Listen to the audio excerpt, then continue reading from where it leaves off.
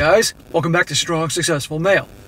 So for today, I'm going to go over a pretty interesting article titled Taxing Bachelors and Proposing Marriage Lotteries, How Superpowers Address Declining Birth Rates in the Past. And guys, this article is all about how it gives a history of how when nations or countries, whatever you want to call them, got desperate because the birth rates were declining, the measures that were taken to try to give incentive, or more or less a kick in the pants, for people to start breeding and getting married. No joke. And I'm doing this, guys, because oftentimes I'll talk about a bachelor tax and other things jokingly that one day if enough people aren't getting married and having children and the governments of the world become more and more crapping their pants over the subject, that could be in the future, because it has happened in history amongst other things done to try to get people to have kids. And the reason I'm doing this is because, aside from the fact that it's interesting and I really enjoy history, is also because I've done a number of videos recently talking about different countries like Japan, Denmark, Sweden, and plenty of other ones that are really soiling their pants because every year the birth rate keeps declining and declining and declining. And one could say, why would they care? Why would they care that people aren't sleeping together? Why would they care about the babies? There's enough people in this world, blah, blah, blah. They care because they want to have future taxpayers there to take care of the aging society. They need future taxpayers to grow up and become workers, to pay taxes, to help support the different social programs and so forth. And of course, they need future people to grow up and become consumers to keep the economy moving forward and growing. And without that, it's a big pain in the ass for them. It's a mess, and I don't need to get into that. So in the past, when there were problems, they did these crazy measures. So one can't rule out the possibility if things get desperate enough, governments might implement a bachelor's tax or something ridiculous like that. But anyhow, just for fun, to go into history here, I'm going to go through this article. It's going to talk about the different things different countries like England and France did in the past to get people to breed. So it starts off, there is growing awareness and concern about declining birth rates in the United States and other countries around the world. Falling birth rates are usually seen as a sign of societal decline, a nation's diminishing power, and the eclipse of marriage and family values. Well, that kind of sounds like today, right? Rarely are they put into the kind of historical context, but birth rates are cyclical and have gone up and down throughout history.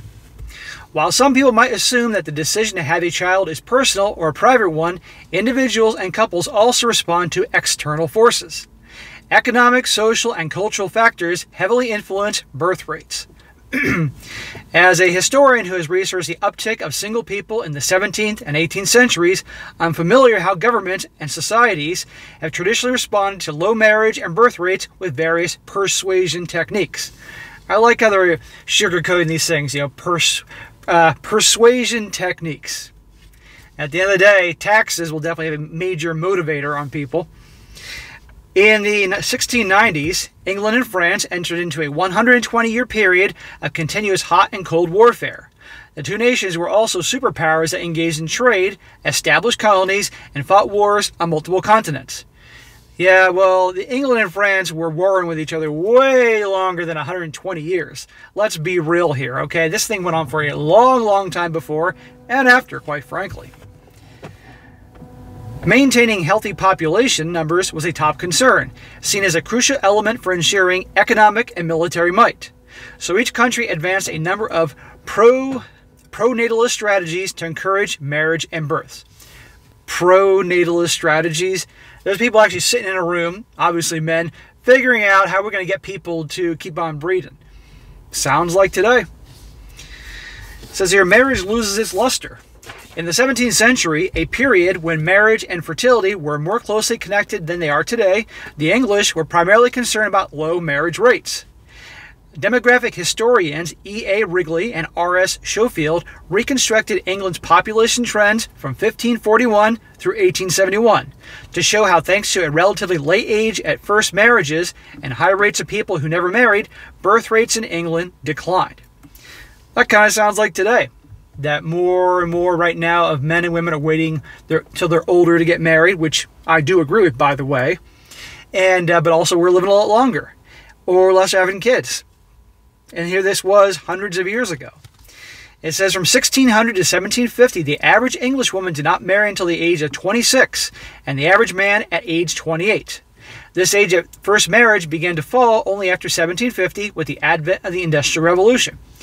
Well, that's really interesting here. 1600 to 1750, the average English woman, 26, and the guy, 28. Keep in mind that the life expectancy back then was way lower than it is today for your average Joe. So I find that's amazing. So it goes to show you that this thing does go in cycles.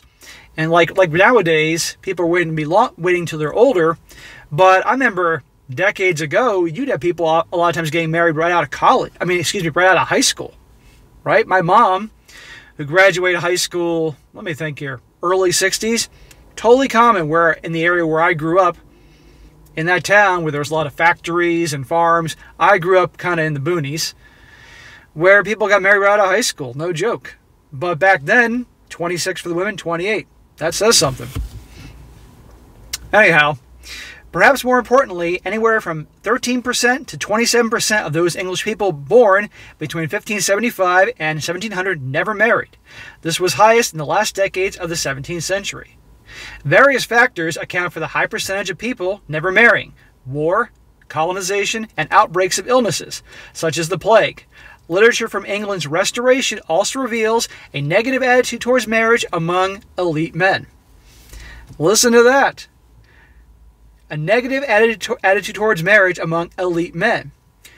The elite men of those days were the aristocracy, probably wealthy merchants, bankers for that time period, for what it was.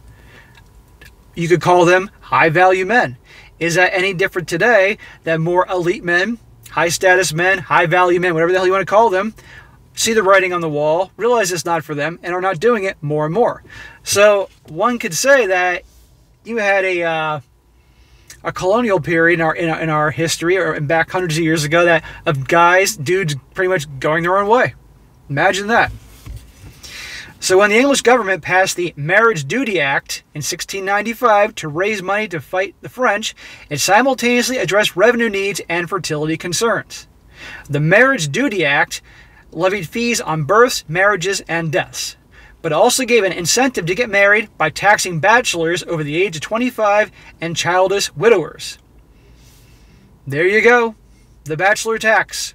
They needed money, and they also needed to make an incentive to give a kick in the pants to their population to start breeding, start taxing bachelors, where it was a better deal, believe it or not, or perceived a better idea, to get married and breed. Guys, never say never. It could happen again, if they get desperate enough. It says women weren't usually taxed because the government assumed men were largely behind the decline in marriage. So back then, we're getting blamed. Again, nothing's changed. It's important to know your history, guys. I've always loved history from a very early age. I love history, and I love economics and finance, two areas that people generally don't like in school when they actually ought to know these things. Obviously, finance and economics to know how things are working, and things about money, which a lot of people are stupid as shit when it comes to money. And two, know your history. For some reason, most people don't like that stuff. I think it depends on having a good teacher to get you on the right path. Anyway. It says here, pushing spinsters into motherhood. Cultural pressure also started to persuade or encourage women to marry. Emerging at the same time as the marriage duty tax were the first literary and visual depictions of the old maid archetype, a portrayal of a never-married woman that was always disparaging. A classic example is the William Hogarth's printing Mourning from his 4 Times a Day series. It features a censorious, unpartnered, unattractive woman who's deemed to be past her prime. Sound familiar? Literary satirists also suggested marital lotteries to partner off undesirable spinsters. Marital lotteries? I wasn't kidding, guys.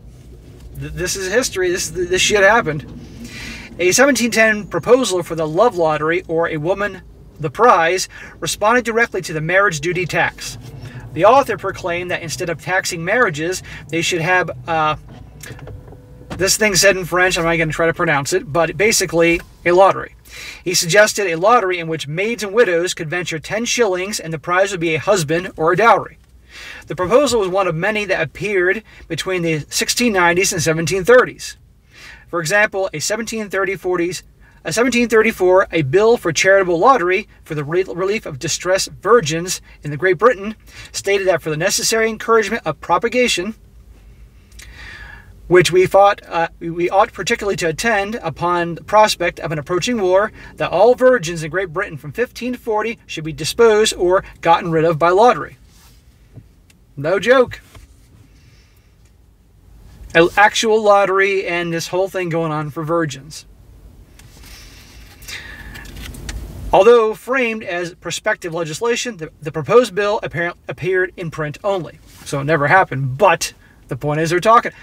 It's amazing how many laws were kicked around the office throughout our history and government that never saw the light of day, but many did. Now we're going to move on to France. It says, saving babies for France. France differed from England by focusing more directly on increasing births. Although French writers contemplated various reasons for what they perceived to be low birth rates, high infant mortality was seen as a major issue. Yeah, back in those days, and honestly the not too distant past, if you look at time in human history, people would typically have lots and lots of children, and most did not survive to adulthood. You know, that's why there were so many people were just boom, boom, boom, constantly having kids. In the 1750s, Parisian midwife Madame du Cordae, I guess that's how you pronounce it, capitalized on the French government's pronatal stance and offered her services to Louis XV to train the country's midwives in order to improve France's live birth rates. Du Cordae, herself unmarried and biologically childless, reproduced something else for France, what she called her machine, and what we might call a mannequin, which midwives could practice different techniques used during difficult or dangerous births. Historian Nina Gelbert estimates that Du Cordae and her disciples trained tens of thousands of midwives in successful delivery techniques.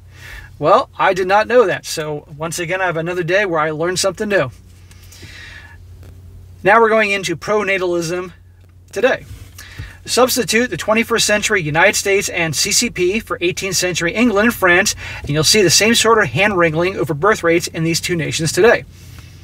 Yeah, I forget what the number is, but it's been happening definitely here in the United States. Marriage rate is down, divorce rate is up big time, and less people are having children. Now, we could look at a whole bunch of factors there. More and more people are choosing not to get married, and for darn good reasons. Perhaps also because of less disposable income. People can't afford to have kids like they did in the past. That's definitely a fair thing to look at. There could be things in the environment that are causing lower fertility rates, lower testosterone levels with men. That's another fair thing to look at. You got to look at a lot of things, but the bottom line is a lot of people are having kids. But it's also happening over in the Far East, and CCP once had a one-child policy, and then that changed. Gets in a little bit more here. It says, in both countries, a resurgence of policies aimed at getting people to have far more babies has already begun. CCP ended its one-child policy in 2016 after a disproportionately low jump in birth rates. It has recently begun to encourage a three-child families. I remember that in 2016. I was thinking, oh shit, here we go, huge jump in the population. But 5 years later, then it became 3 kids. That says something. All over the world, one has to really look at the situation and say, what exactly is going on? I've had my theories. I've talked about them in other videos. I'm not going to get into it here because I want to finish this article here, but many of you guys know my theories on that. And it's never just one thing. There's always different elements in there, but there could be a major thing, and I definitely stick by that. It says, it's unlikely that the United States will see the equivalent of a nationwide midwife like Du Cordae, or to use today's parlance, or a reproduction czar. But in the United States, the U.S. Congress is finally talking seriously about increasing funding for child care. And beginning in July 2021, the IRS started issuing monthly child tax credit checks to most parents in the United States. Yeah, and that definitely, I don't want to get into politics here, but that has a lot of feathers ruffled in how they're handling that and doing that, and the spillover negative effects of, here you go, here's a check every month, you know. But try to minimize political talk here. Try to keep it on, you know, the main subject of self-improvement and women and guys and all that. Today's policies are more of a carrot than a stick approach persuaded by England with its marriage duty tax. Instead of taxing bachelors to encourage marriage, the U.S. is providing a credit to existing parents. Yeah, we'll never say never, and it could happen. No joke, it could happen. It's less likely that we'll see single women openly derided as contemporary spinsters for choosing not to have children. Not in the world of feminism. No way are they going to have the government or media or make comments or blame women essentially. No. We know what they'll do. They'll do what England did with the guys. They'll blame guys. I mean, we're already being blamed. In Japan, they're blaming guys. I did that article 2 or 3 weeks ago, and outright, they're blaming guys. Although, as I've written, Americans still tend to stigmatize women who choose to stay single and childless. Well, the ones that stigmatize, as this author says, generally is other women. Okay, let's be honest here. But if the past is any guide, the 21st century superpowers will continue to engage in pronatalist strategies because marriage, family, and reproduction are still seen as the cornerstones of societal and political power. So, I thought that was a pretty interesting article to go over. I was just on Google today scrolling down looking at finance articles, and boom, it popped up because obviously it knows for things that I search for. And it's a brand new article that came out today. I mean, today is Monday. I'm going to show this tomorrow, Tuesday. But I thought it'd be a pretty good one to go over here because I enjoy history. I thought you would find it entertaining as well. This video may not get as many clicks and views because I'm talking about history as opposed to actually something that happened with regards to this. But I thought it was good to go over. Good to have variety here. But I'm sure many of you guys would definitely find this pretty entertaining and interesting at the same time. But like I said in the beginning of the video, you just never know. So it's good to know your history, and anything can happen, so just be prepared. So, all right, guys, that's it for today. Be sure to comment down below. Let me know what you think about this, and be sure to like the video, share with your friends, and subscribe. And I'll catch you next time.